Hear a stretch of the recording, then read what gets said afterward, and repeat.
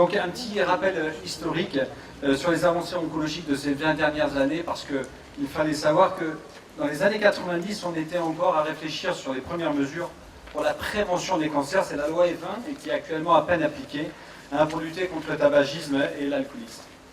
À cette époque, il faut se souvenir que la médiane de survie des cancers colorectaux, par exemple, à un stade métastatique était à peine de 10 mois. Un cancer du sein, dans ces années 90, toujours en situation métastatique, faisait à peine mieux. On était à peine au-delà de 2 ans. Donc effectivement, il fallait pouvoir, avant de parler de qualité en termes de patients, de quantité de survie. Et pour nous, c'était un élément très important. Il fallait, dans un premier temps, dans les années 90, pouvoir améliorer les survies, donc cette donnée quantitative. 1998, donc 10 ans après, c'est la date des premiers états généraux des patients qui, légitimement, réclamaient une autre dimension dans leur prise en charge, celle d'une meilleure qualité de vie au décours et après le traitement de leur cancer. Et puis en 2003, on parlait du premier plan cancer, et ce n'est finalement qu'à cette époque que la notion de soins de support était abordée avec ce souci d'apporter aux patients, concomitamment au traitement spécifique de leur cancer, un soutien complémentaire pour répondre à leurs besoins et améliorer ainsi leur qualité de vie. C'est tout l'enjeu thérapeutique, c'est tout l'enjeu de l'accompagnement thérapeutique. Permettre aux patients d'acquérir et de conserver leurs capacités et leurs compétences pour lutter activement contre la maladie avec les soignants. Dès lors, l'accompagnement débute au moment de l'annonce où la maladie est faite. Il convient à ce moment-là d'établir une authentique alliance thérapeutique à travers un pacte de confiance. Je vous assure que cette première consultation va déterminer l'ensemble de la prise en charge. L'annonce, ce moment clé, doit répondre aux contraintes de la maladie et au vécu de chaque patient. C'est dire la nécessité de personnaliser chaque consultation d'annonce, véritable confrontation entre la représentation des moyens thérapeutiques, chimiothérapie, chirurgie, radiothérapie, face aux bénéfices retirés en termes de soulagement pour le patient. L'annonce est ainsi une médiation du soin, en donnant un sens accessible aux patients entre savoir scientifique, outils diagnostiques et traitement. Cette première consultation oncologique est un temps d'accompagnement médical, avec un partage du savoir où le patient reçoit son fameux plan personnalisé de soins détaillé dans le premier plan cancer. C'est un moment dédié à l'information sur le déroulement des effets indésirables des traitements. Et ce temps doit apporter une réponse sereine et adaptée aux interrogations liées au diagnostic. De cet accompagnement oncologique ne peut être dissocié les soins de support, centrés autour du patient, nécessitant une coordination transversale. Il s'agit d'organiser tout soin limitant les conséquences physiques et psychiques d'un cancer afin d'améliorer la quantité et la qualité de vie de tout patient. Prenons l'exemple de la fatigue, décrit dans 80% par les patients, qui est un parfait reflet d'une nécessaire coordination des compétences. Alors bien sûr, à la fatigue, il existe des causes organiques qu'il faut corriger, mais au-delà, ce symptôme peut se prolonger après le traitement d'un cancer. Ces raisons sont multifactorielles et maintenant bien reconnues. Ainsi, la pratique d'une activité physique régulière améliore la fatigue en optimisant les performances physiques. L'activité physique permet aussi de réduire le risque de rechute du cancer, comme en attestent maintenant de nombreux articles. Néanmoins, cette activité sportive doit être sécurisée pour nos patients par un encadrement compétent. C'est pourquoi, avec Lionel Roy et Marie-Hélène Néris, qui sont derrière, nous avons créé il y a 3 ans la Camille d'Ordogne, une association qui encadre, grâce à ses éducateurs médico-sportifs, que je remercie ce soir, la pratique sportive en toute sécurité pour des élèves en cours ou après le traitement de leur cancer. La fatigue peut être aussi la conséquence d'une dénutrition, consécutive à la maladie, là aussi, mais aussi à une modification des habitudes alimentaires, avec des répercussions à plus long terme. L'apport donc d'un accompagnement nutritionnel est ainsi à proposer pour chaque patient qu'il souhaite. Grâce au comité féminin, des ateliers se mettent en place, avec toute la compétence de M. Lemoin, qui est derrière aussi.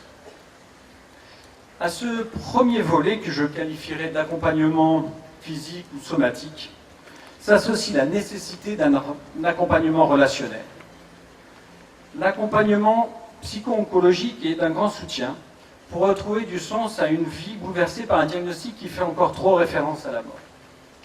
Il s'agit de retrouver une confiance indispensable pour pouvoir se projeter vers l'avenir. L'intervention des psycho-oncologues doit être intégrée dès le début de la prise en charge.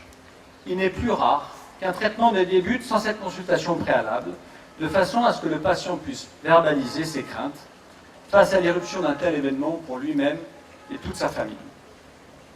À côté, l'accompagnement socio-culturel qui prépare au regard des autres et de la société tout entière.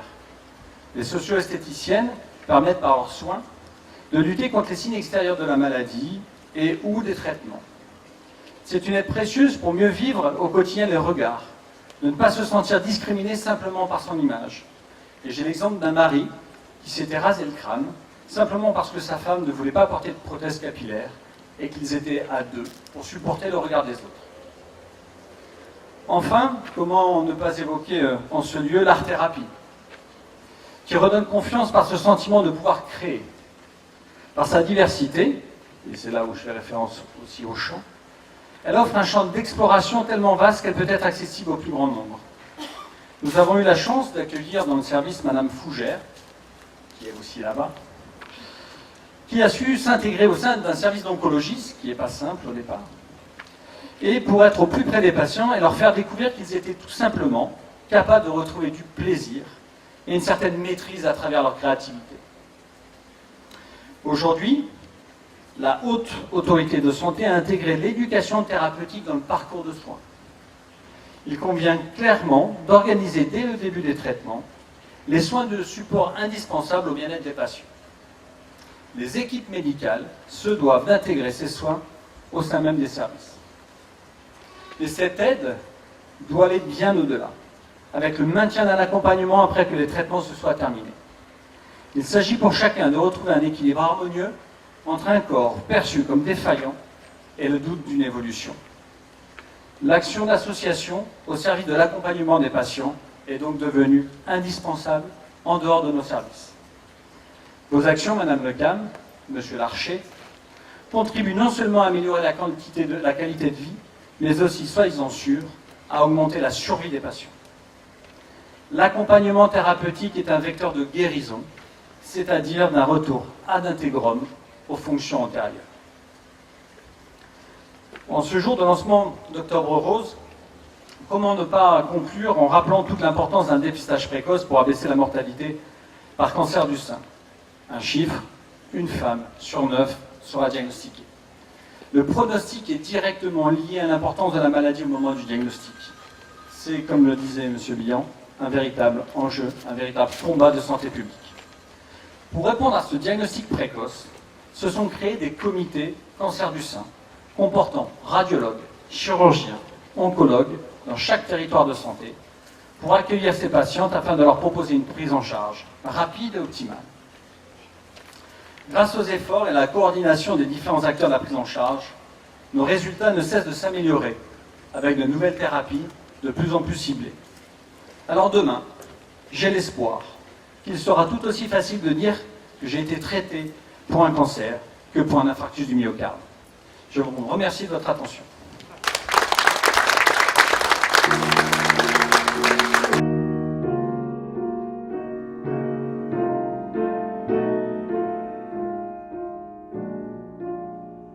Il est plus tard que tu ne crois.